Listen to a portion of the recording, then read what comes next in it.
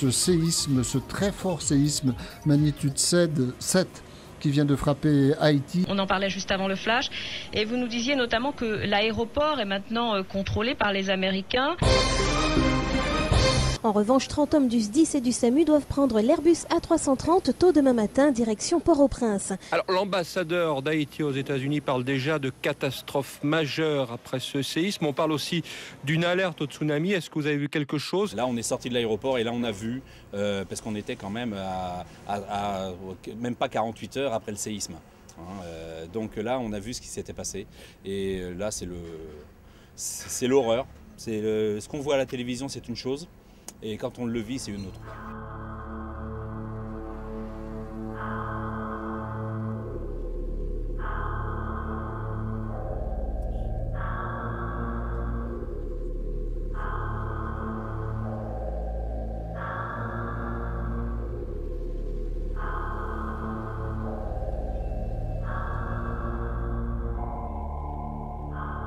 Nous étions en plein travail lorsque nous entendions un bruit, comme si c'était des engins lourds qui passent au dehors, goudou, goudou, goudou. Et quand nous sommes sortis au dehors, nous voyons que des maisons qui balancent, qui font des va-et-vient, et puis c'est la catastrophe. Beaucoup de maisons sont endommagées, effondrées, et il y a des gens à l'intérieur de cette maison. Il y a des collèges, des écoles, comment pourrais-je dire, des écoles techniques, des facultés qui sont effondrées de 3, 4, 5 étages, de hauts buildings qui sont également effondrés avec des étudiants à l'intérieur. Vous avez perdu des proches? Jusqu'à présent, je ne peux pas vous dire. Mais là où j'habite, dans le quartier où j'habite, il y a beaucoup de maisons effondrées. Moi, j'étais en train de déblayer afin de mettre les survivants au dehors, mais il y a aussi des morts. Jusqu'à présent, nous ne sommes pas en mesure de les mettre à l'intérieur. Le cas dépasse les dirigeants du pays. Vous voyez, à chaque 15, 20, 50 mètres, à gauche et à droite, on voit des cadavres. À gauche et à droite. 12 janvier, ok, 25 heures, et puis pendant que j'étais dans l'avenue Charles Sommer, tout près de Kouligan, ok, il y a un tremblement de terre. Bon, c'est pour la première fois, ok, même côté, personne ne va arriver à sauver, côté mien, seulement sauver. Et là, c'est tout ce que je sais. Merci. Vous avez perdu des amis ou de la famille? Ma cousine et ma petite maman. Moi, j'étais dans un cybercafé où j'étais en train de naviguer sur le net. Et puis, brusquement, j'ai entendu un bruit, comme ça. Et puis, je me suis levé. Je vois des maisons autour de moi qui sont en train d'effondrer. Et puis, il y a des gens qui étaient autour de moi qui voulaient sortir rapidement. Je les ai dit non, non, non, ne sortez pas, ne sortez pas. Ça risque d'être plus dur pour vous. Nous étions 3 et nous sommes c'était moi et ma petite nièce et lui, mon petit frère. On est sortis tous les deux et lui, il est resté jusqu'à présent sur les décombres. Et bon, à présent, bon, je ne sais plus quoi dire parce que Dieu m'a favorisé. Dieu m'a favorisé. Ça a été comme le début d'une fin du monde, en fait. Alors que tout avait l'apparence de bien aller, d'un coup, c'est parti, et puis bon, c'est le chaos. En fait, moi, j'ai failli perdre mon fils, c'est d'extrême justesse que je suis parvenu à le sauver. Bon, là, c'est la panique totale, on a été obligé de passer la nuit dehors. Mais là, on essaie de tenir, c'est tout à fait inexplicable ce qui s'est passé. Oh. Le chagrin, le désespoir, parce que je ne sais plus quoi faire. Je ne fais que prier Dieu. Et là, vous allez dormir où? Bon, à présent, je suis un sans-abri. C'est tout. Mais je compte sur Dieu. Dieu va m'aider à sortir.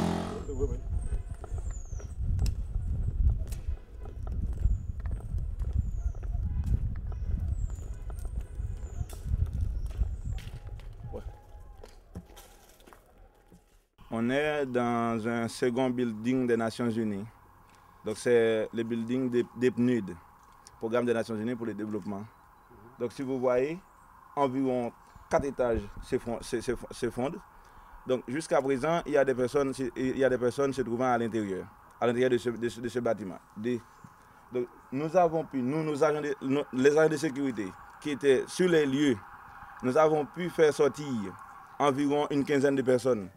Et il y avait plus d'une trentaine, c'est ce que nous a rapporté. Mais on n'a pas les chiffres exacts. Et si vous voyez ce petit trou, nous avons pu creuser avec échelle, ce petit trou pour faire sortir maximum de gens possible.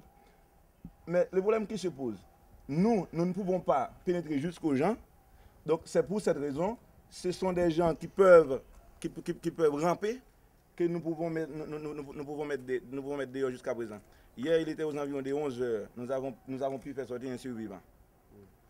Il y a encore des gens à l'intérieur? Il y a encore des gens à l'intérieur, à cet espace. À cet espace, si vous voyez. Vous savez s'ils sont encore vivants? Non, nous ne savons pas. La dernière personne que nous avons pu mettre dehors, il nous a dit qu'il a entendu parler à son côté d'autres personnes. Mais nous ne pouvons pas constater nous-mêmes. Bon, les morts, ils sont morts, malheureusement, paix à leur âme, mais le problème des blessés, c'est qu'ils vont mourir. On en a vu, nous, ils avaient des plaques de béton sur les jambes.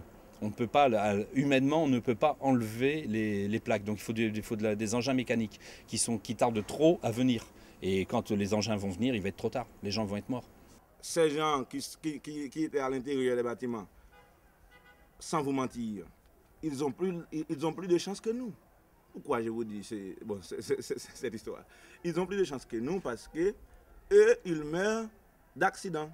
Et nous pensons tous, nous allons mourir de faim. C'est mourir de faim, vous voyez, vous êtes encore vivant et vous allez mourir de faim. Ça, c'est plus triste.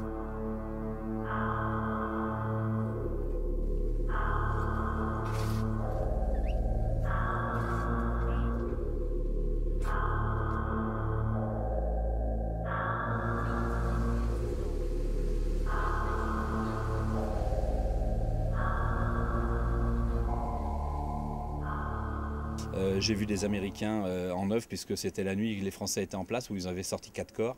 Les Américains ont sorti 2 corps plus un décédé, enfin 2 survivants, un décédé.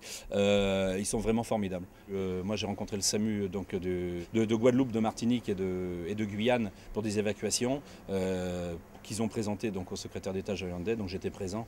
Et non, c'est vraiment, eux aussi, sont les équipes de pompiers, de sécurité civile, de SAMU, tout ça, c'est des gens extraordinaires. C'est vraiment, ils font vraiment du bon boulot. L'intérieur, ça permet de comprendre l'immensité des moyens humains et matériels dont on a besoin pour sauver, au fond, quelques vies. Ça fait des heures de travail, des moyens très compliqués à mettre en œuvre parce que c'est quand même du béton armé qu'il faut découper. Et puis, au bout du compte, une vie, 2 vies. Donc, à l'échelle de ce cataclysme, il faudrait qu'on puisse avoir des moyens, mais c'est fou quoi.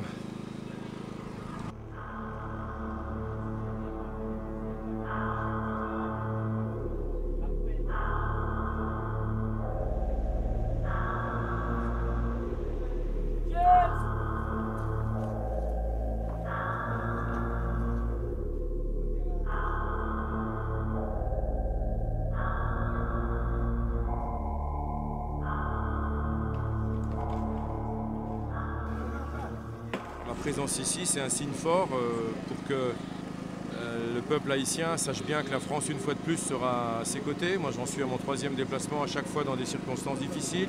Ça a été les émeutes de la faim, ça a été le typhon et les grandes inondations des Gonaïves en septembre 2008. Ouais. Et puis le sort continue à s'acharner, donc je crois qu'il faut quand même, là on est dans les heures de l'urgence, dans les heures où il faut se concentrer pour sauver des vies. Et je crois qu'après il faudra poser la question quand même de qu'est-ce qu'on fait pour Haïti, pour que Haïti qui est placé comme il est placé sur la planète et qui est susceptible d'avoir des catastrophes comme ça, en renouvellement hélas, et puis cet état de dénuement, ce pays très pauvre, il va falloir évidemment qu'on change d'échelle à un moment donné. Ça a été aussi l'appel de Nicolas Sarkozy à Barack Obama, au Brésil, aux Canadiens, pour que vraiment on mette en place des moyens très importants pour reconstruire Haïti dans des normes modernes qui permettent de répondre à éventuellement d'autres catastrophes. Mais je ne sais pas si ce coup nous apporte dans quelques jours, dans quelques mois de la délivrance, mais c'est que nous attendons des pays frères, des pays qui disent que c'est amis nous. Si réellement c'est amis nous, étant donné que nous avons parlé créole avec, si réellement pays ça c'est amis nous, c'est pas exploiter, si ça que nous avons créé, il faut porter aide à nous. Pour montrer nous que c'est amis nous, c'est pas exploiter, Ça me dit, yo dit c'est pays frères, mais yo gon bagay y a cherché, yo caché des rideaux pour dire fraternité, mais si réellement il y a fraternité, c'est là pour yo montrer pendant que nous dans misère. Vous savez, aujourd'hui, ce n'est pas l'heure de la critique, c'est l'heure de la solidarité, de la compassion. Mais en même temps, on est bien obligé quand même de faire en sorte qu'il y ait une prise de conscience internationale, puisque Haïti n'a rien. Haïti est privé de tout. Alors après, pourquoi, c'est un autre sujet, c'est pas l'heure. Mais en tout cas, pour l'avenir, je crois que la vraie question, c'est comment est-ce qu'on reconstruit, avec quels moyens. C'est forcément au niveau de la communauté internationale, et c'est forcément dans des conditions différentes de tout ce qui s'est fait par le passé.